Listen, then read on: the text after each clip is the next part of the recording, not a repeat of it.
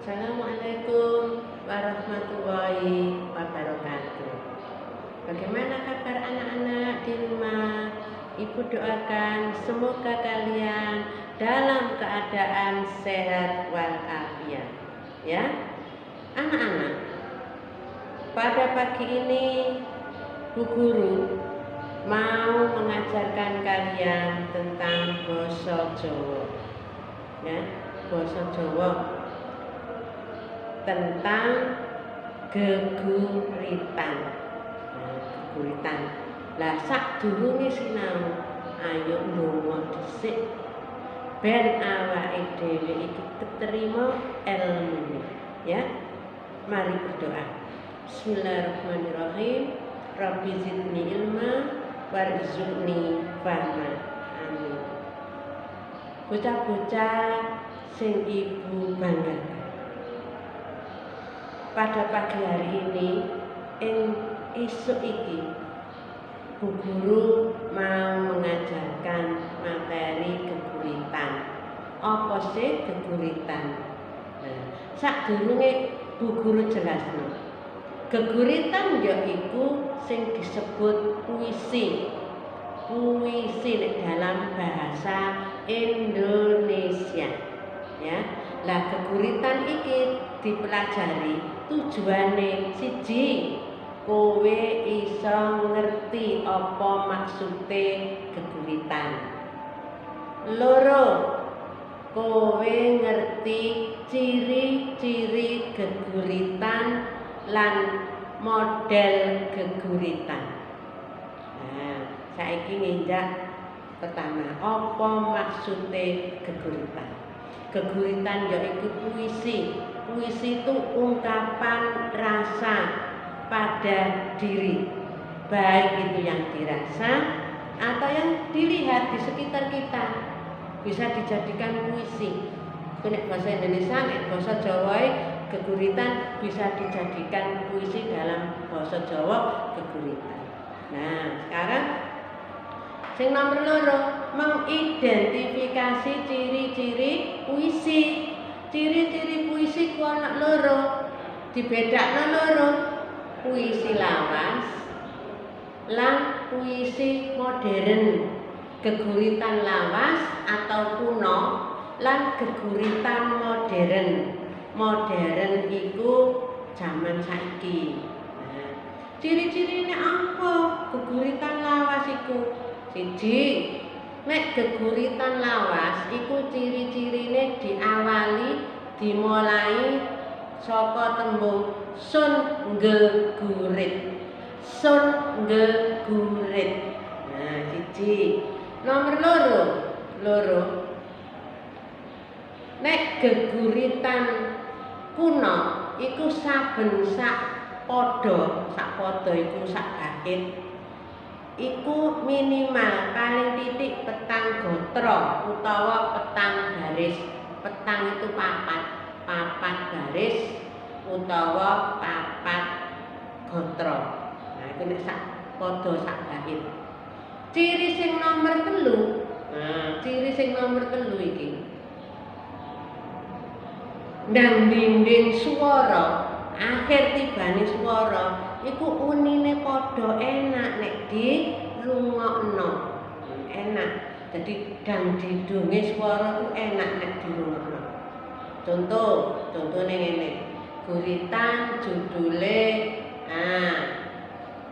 Sung Gegurit. Nah, ini gak judul biasa ya, ana sing ada judul, ana sing ate, ana sing gak ada judul. Contoh Sung Gegurit. Mendah senenge atiku. Nah, saiki aku wis kelas 3. Nah, ulangi. Mendah senenge atiku. Saiki aku wis kelas 3. Sregep anggonku sinau, bekti marang bapak lan ibu. Nah, akhir suarane mau apa? Mendah senenge atiku. Saiki wis kelas 3. Sregep anggonku sinau, bekti marang bapak lan ibu. Nah, iku jenenge dongdinge swara. Minimal paling titik sak bait itu petang baris ya. Dongdinge swara ku padha, nek unine akhire ya u kabeh. Contoh geguritan sing lawas utawa geguritan kuno sing dongdinge swara padha. Contone HP ya, gawe geguritan judule HP.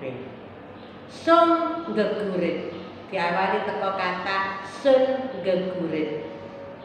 Kahanan jaman sakmangke cilik gede cekelan HP.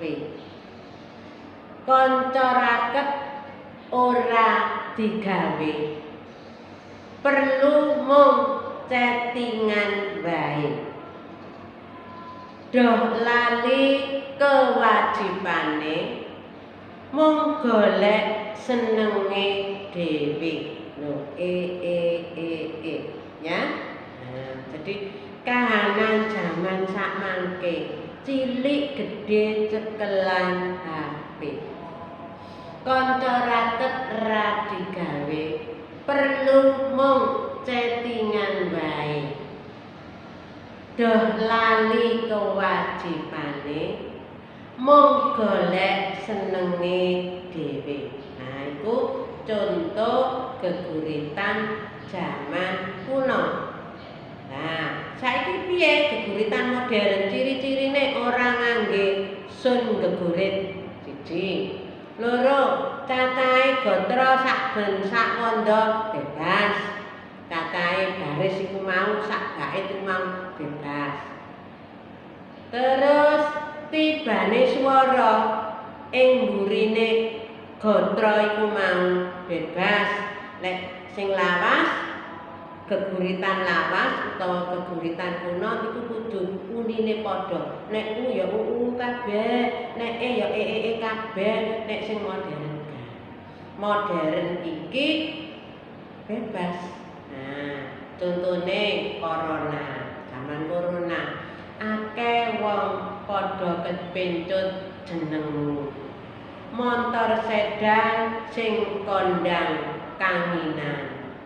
Wujud tumpakan sing nyenengake, jebule coronavirus sing mematikan. Nah, iki contoh sing geguritan anyar utawa modern. Contone meneh PSBB, ya PSBB. Amarga corona donya geger.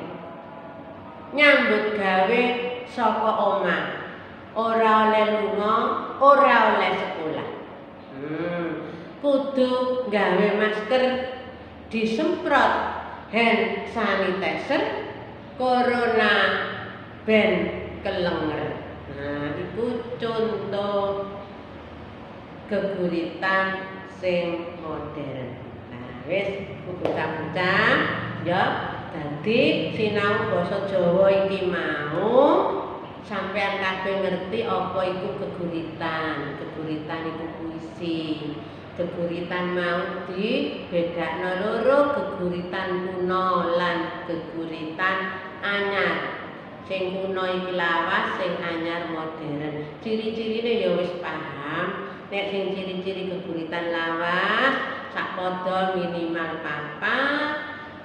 Akhire dangdingdung swara kudu padha, diwiwiti saka tembung sun gegurit. Nah, iku sing lawan sing anyar bebas, ora ana diawali kata sun gegurit, sak baris ya bebas, akhir kata dongdinge swara ya bebas. Wis cukup semono wae. Bu Guru akhiri, muga-muga pengetahuan pembelajaran pagi ini bermanfaat dan menyenangkan. Terima kasih. Salam sehat. Jangan lupa tetap belajar, semangat ya. Sholat jangan ditinggalkan.